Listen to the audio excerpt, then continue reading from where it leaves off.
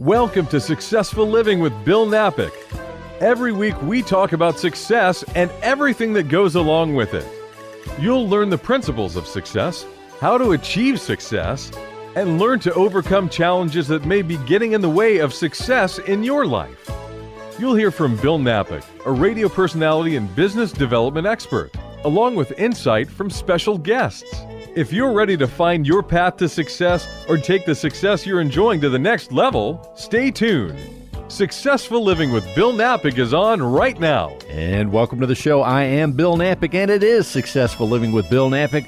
We have a very special guest today. He is an expert, to say the least. He is Alexander Garvin. He is an American urban planner. He lives in New York City and practices at AGA Public Realm Strategist. He has so many credentials. He's also an author and a professor at Yale. Alexander Garvin. Alexander, welcome to the show. Thank you. It's a pleasure to be here. All the way from New York City. Well, we appreciate it. And tell people about your specialty and what you do as it relates to cities. You have a particular expertise in cities, right? Yes. I started my life as an architect, and I found that I was much more interested in cities. I read a book called Death and Life of Great American Cities by Jane Jacobs. It changed my life. I started taking planning courses, and I ended up with two graduate degrees, one in architecture, one in planning. And then I went to work for Philip Johnson. It was my first job. And I quit. And he told me, you should be working somewhere else. And I said, why? He said, you should be doing much more important things than I have in my office. And I ended up in the city government in New York. I was the deputy housing commissioner. I was in charge of all planning in New York City. And then I went into the real estate business. And I did that for 15 years. And then I was appointed to the Planning Commission by Mayor Giuliani. And I served 2 terms on the Planning Commission. While I was doing all of that, I taught at Yale, where I still teach. It's my 50th year teaching at Yale. Congratulations. And my company does real estate consulting and planning consulting. And I've had a fascinating time doing it. One of the more interesting things I did is be in charge of rebuilding the World Trade Center the first 15 months after it was demolished. The most important thing that I do is inspire people, not just my students, but I've written a series of books, the latest of which is 2 weeks out. It's called What Makes a Great City? And it covers cities in Europe, the United States. Most popular of my books is called The American City, What Works, What Doesn't. It's now in its 3rd edition. I've written a book called The Planning Game, which is about how you make change in cities. Several books on parks. So I have a lot of experience. That is fascinating. And also, when we think about cities, and as you mentioned, Europe and certainly New York City, of all the cities, and here we are in Houston, Texas, the 4th largest city, they say, but you spent so much time and live in New York City. That is one of the most unique places in the world, isn't it? Every city is unique. Houston isn't like San Francisco or Paris. It has its own characteristics, and I go around from city to city to see how they work and what's going on. And I learn every time. I started coming to Houston in 1968, and I have been looking at Post Oak Boulevard since then and photographing it and going downtown and looking at what was here. It's a very different place today. New York City is also a very different place. You may not remember, but in 1968, people thought cities were a thing of the past. They were all dying. Cities weren't going to work. And New York City was in fiscal collapse in the mid-1960s. We almost went bankrupt in 1975. Now we won't go bankrupt. We're doing very well. That's fascinating. Well, let me ask you about, as you mentioned, Post Oak Boulevard. In fact, when I got to Houston in 1983, that's one of the first things I did for some reason. I was drawn to Post Oak Boulevard, and I took my camera and went down and took pictures of the buildings there at the time, which look so modern and are still holding up very well. So what is it about Post Oak Boulevard that drew you to that area? Well, when I came here in 1968, there was virtually nothing here. And I took photographs, and they are in my new book, What Makes a Great City. And you can see a photograph I took in 1974 with no live oak and the Galleria standing there naked without anything around it. And then you'll see another photograph in the book 20 years later with things that have grown in after them. And I now have pictures that I took a year ago. I've been coming back and looking at it, and it has grown from just having the Galleria and Sakowitz and some other stores into being what I think is going to be the grandest boulevard in the United States. But you've got to wait a couple of years until it's all finished. It's being widened, as you know, and new trees being added, and I think it's going to be a very different place 20 years from now. No doubt. Also, give us an idea, as we mentioned, as you look at the cities around the world, New York City, Houston, here in the United States, when you go to a new city, Alex, let's say, what are some of the things as a student and a teacher of what makes cities tick and trends and so forth? What are the things that you notice, like as soon as you land or walk about the city? What are the things that stand out to you? It depends. A month ago, I went for the first time to Budapest, and I checked into my hotel, and the first thing I did was to go out walking. Whenever I go to a new city, that's what I do first. I tell the story in What Makes a Great City of going to Bilbao, where I had heard that the Guggenheim Museum had changed the city. And I checked into my hotel, and I walked out, and there's a promenade along the river there. Within 5 minutes, I knew the Guggenheim Museum hadn't changed Bilbao. It was something else. And I learned what it was and why Bilbao has become a great city. The Guggenheim certainly helped. I'm not saying that it had no role, but there were many things that they did. Those are the kinds of stories that I tell in the book. It also is how I look at a city. I walked for 4 days in Budapest, every day, 6 to 8 hours. Rich neighborhoods, poor neighborhoods, commercial streets, parks. That's the way I learn about a city. In any city, boy, there are so many elements. I'm thinking about it myself. You're saying walking about, you see the cars, the people, the restaurants, the architecture. Yeah. There's just so many things to take in. Well, when I do my work, however, I go up in a helicopter.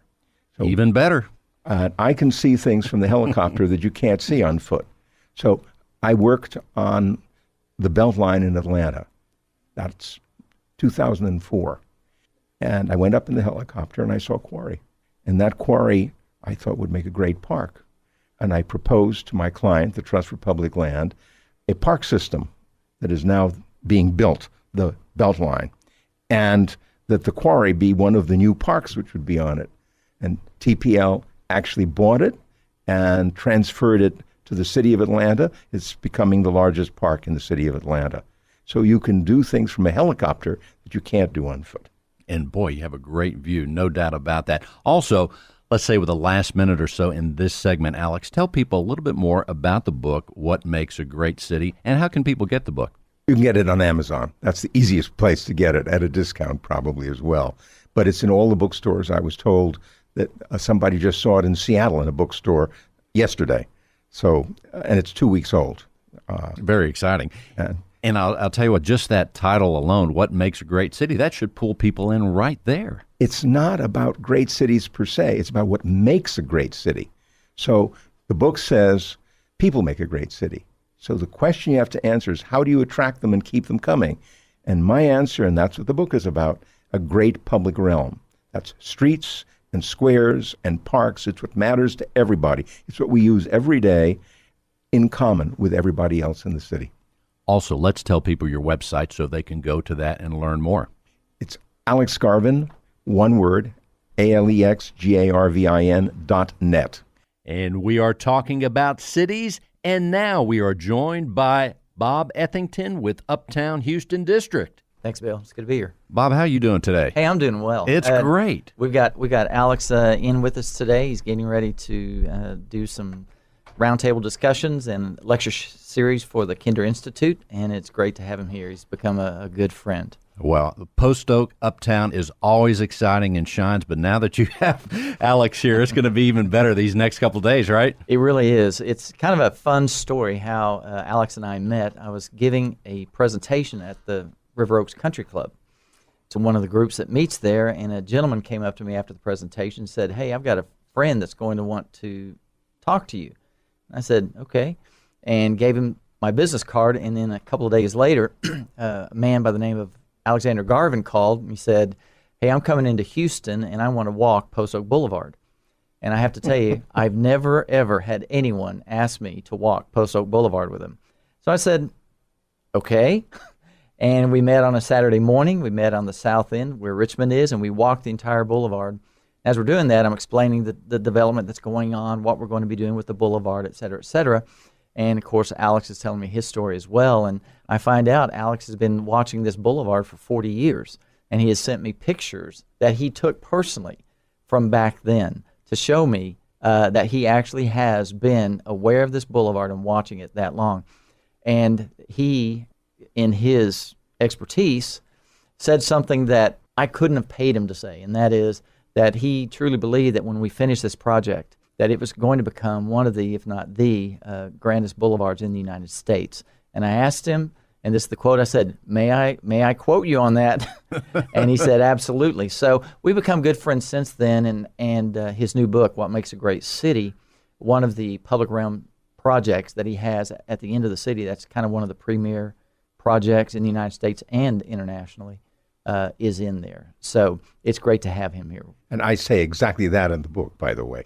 That is awesome. That is a wonderful place. And as you study cities and you, what is it that, I mean, you just love cities, right? Yes. Well, when we think about turning the clock, and Bob said about when Post Oak is completed, but give us an It idea. will never be completed. Oh, okay. You have to understand. It's always developing. Yes. Yes. And the trick to keeping the city great is to keep investing in it and keep improving it. And what has been happening with Post Oak Boulevard, when I first came, it was a roadway. And then it had some trees. And then it finally got the arches. And it got the circles that say where the streets are. And it started to, you have been investing in this street for all the time that I've been coming to it. And it's been getting better and better. And now that it's going to be widened to 136 feet, an additional live oak put in, and a bus down the middle, it's going to change everything. It will always evolve. But let's say, going back to the idea you guys were talking about photographs, let's say, Alex, we took a snapshot.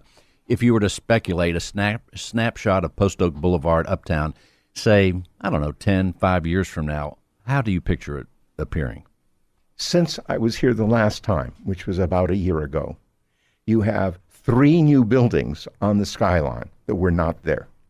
2 of them by an architect where one of my students works in New Haven by Picard. Amazing. Well, there's a lot of territory along Post Oak Boulevard with 1-story buildings on it. They're going to be gone. And instead, you're going to have more tall buildings. And there's going to be more retail at the base of them. And you're going to begin to look like, and I'll pick the other great shopping street in America, North Michigan Avenue. You're going to look like that. Well, North Michigan Avenue, before they put the bridge in, connecting the loop with the Gold Coast, didn't have anything like that. By the way, I tell that story also in the book. It's a very important part of it. Yeah, and the interesting thing for us as far as the Uptown Management District is, if you want to get right down to it, we build streets. We don't build the development, but if we can create the realm, Public realm. this public realm that can be a magnet that draws developers and draws investors to the area, we feel like that we've done, our responsibility. And the boulevard, taking it from where it is and where it's going to be, and creating this great pedestrian, energetic space, creating the shading that's going to go all the way from Richmond all the way up to 610, creating the feel of Uptown, not just from San Felipe to Westheimer, which is what people think of typically when they think of Uptown, especially during the Christmas season. Those are where the Christmas trees are. That look and feel is not only going to look even more spectacular, it's going to stretch all the way up to 610, all the way down to Richmond. We're creating a whole new public realm that people will be drawn to and that they will be able to enjoy as a destination and not simply as a place to go work or simply as a place to live. It will have a true mixed-use energy about it that we're very excited about. Because what's going to happen is the people that work in one of the office buildings or in one of the stores are going to want to go for lunch somewhere. And they'll hop on the bus and go to the Galleria. People who live in the condominiums along Post Oak are going to go to dinner. They're going to leave their car at home. And the street is going to become far more interesting. And if you look at the cities where they have done this, say Denver, on 16th Street. There is a free bus that goes up and down 16th Street. People park, they go to work at lunchtime or at happy hour. They're on the bus going to wherever it is that they're going, and you're going to have the same thing happen. Only your street is going to be almost twice as wide as 16th Street in Denver, which is quite an achievement. And it's going to be shaded because of the live oak. 6 rows, am I right? 7. 7 rows of live oak. It's a very different place from the one I saw when I came in 1968 without any trees on it. It's fascinating. And the beauty of the bus system operationally is it will operate more like a light rail. So we always say it's kind of like light rail on rubber tires, so we don't have to lay tracks, we don't have to have electrical wires, none of that. But operationally, at 6-minute headways, you have these 20, 30-second dwell times, which means when you go to a bus stop, these newly designed bus stops, within 20 to 30 seconds, you load and unload people, and then it comes by every 6 minutes. It will have an announcement system that will tell you bus arrives in 3 minutes. So it will look and feel more like light rail, moving people up and down the boulevard than it will a bus, but it will be a bus on rubber tire. That sounds great. And Bob, also while we're talking about Post Oak Boulevard, in case people have not seen the documentary recently that you Yes. appeared and many others have appeared on, tell them the title and where they can see that. Yes, it's called Post Oak Boulevard, A Texas Legacy. And it is on PBS's YouTube channel. So if you just simply search for Post Oak Boulevard, A Texas Legacy, it'll pop up at the first. And it's a PBS's YouTube channel. That was a lot of fun to do. And it's a lot of fun to watch. In fact, as Alex is talking about the old photographs of when he first came to Post Oak, there's plenty of old photographs where it was just dirt. So that is absolutely fascinating. That was before it was in the city of Houston, because Houston didn't go out that far. It was the country, yeah. Right. Yeah. What I think people will be surprised is that just before I discuss Post Oak, I discuss another city that was also improving its public realm, and I use it as the main example to start that chapter.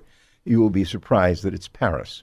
And what it is the Place de la République in Paris. And if you've seen the demonstrations because of the terrorists and Charlie Hebdo, they now take place in the largest public area in the city of Paris that was swirling with traffic 10 years ago.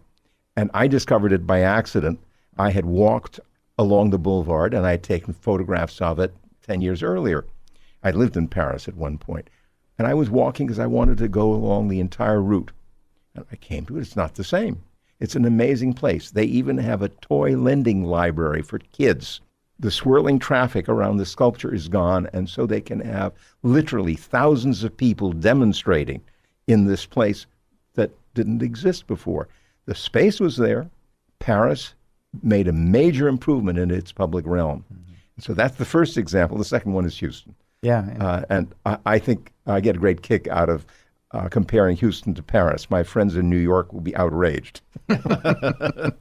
And so, yeah, for the Post Oak Boulevard, that public realm, we feel like it's not just the transit that we're bringing in that's going to be a people mover, but it is the widened public sidewalks. It is the new pedestrian lighting system. It is the live oaks that are going to create this great corridor up and down the boulevard.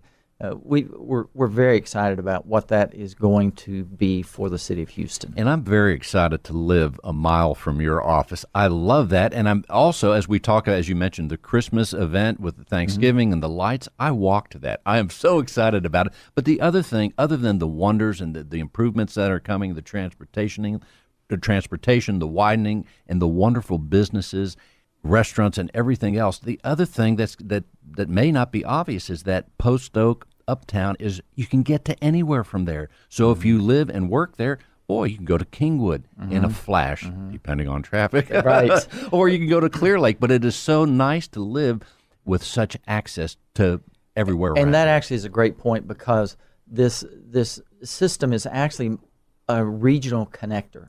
So we'll be building a transit center on the south side. We're going to be utilizing the Northwest Transit Center on the north side. And so those connect to the regional system that Metro runs with their Park and Ride Express systems from 290, from I-10, from 59, and is a great transit connector for the city of Houston there on the entire west side. And changing gears a little bit, Professor Alexander Garvin, I love just saying that. Tell us about Yale, and tell us about the things that you teach, and certainly that would take hours and hours, but give us an idea of one of your classes when you go and teach at Yale. What are some of the things, the most popular courses, if you have a selection of courses? What do people love about it? I teach 3 different courses. I've been teaching at Yale for 50 years. That's a long time. Yesterday, I had my undergraduate seminar with 14 students, 4 of whom are from Texas, 2 of whom are from Houston, and I was able to bring up Post Oak Boulevard during the course of the conversation. But what we were trying to do is to figure out why their cities exist, what started them. And they are involved in a whole semester where every week we talk about a different aspect of their hometown. And they have to create maps and find photographs and figure out at the end, why does Dallas exist? Or why does New York City exist? Or their neighborhood, because New York is too big to do a section of Brooklyn where they live. How did it get to be that way? And I spent a lot of time trying to figure that out. I also spent a lot of time trying to improve cities. That is, as a city planner, I work on different projects in different cities that can change them. My favorite example is the Beltline in Atlanta. The park system that the Beltline now represents, and the trail where people are riding bicycles and jogging and rollerblading, is changing the city of Atlanta. It's not going to be remembered 20 years from now because of the highway and the traffic congestion. It's going to be remembered because of a 23-mile loop all the way around downtown that is becoming the Beltline. We're talking with Alexander Garvin and Bob Ethington. And, of course, Alexander, your newest book is What Makes a Great City, but I also like the book that came before that, The American City, What Works, What Doesn't Work. So give us a quick bullet point or two about what, in the book, An American City, What Works, What Doesn't Work, what works, and what doesn't work. I think you need to understand 6 things. The first and the most important, and for real estate people, you'll know what I'm talking about, market. There has to be a market there. If the market doesn't exist, it won't work. The second thing is location. Notice I am not like the real estate people who say location, location, location. Most people don't even know what location means. Is it proximity to something else? Is it the characteristics of the land? You know, if you're on a swamp, the location may be wonderful, but it's a lousy place to live. You may be right near something important. The third thing is design. I'm a trained designer. You can design something that flops because you don't understand how it's going to be used. The fourth thing is finance. You've got to be able to pay for it. You must know how you're going to get the money to pay for it. The fifth thing is time. That's not just the time it takes to create it, it's also the time in which you are spending there. So that Bob has been talking about what it's going to be like to go along Post Oak Boulevard for a reason. And finally, the most important of all, entrepreneurship. Somebody has to make it happen. That somebody can be a private developer. It can be a nonprofit entity like Uptown Houston. It can be a university, but you need somebody in charge. And it also can be the city government. I have to ask, though, what doesn't work then? Give us a few of those bullet points. If any of those 6 things isn't there, it doesn't work. Without the entrepreneur, it doesn't happen. Without the money, it doesn't happen. If the design is lousy, it's not going to work. It's not just location. Great information. Alexander Garvin and Bob Ethington, thank you. And stay tuned, everyone, for Real Estate Matters with Stuart Title at 1 o'clock on this same station. We'll see you next week.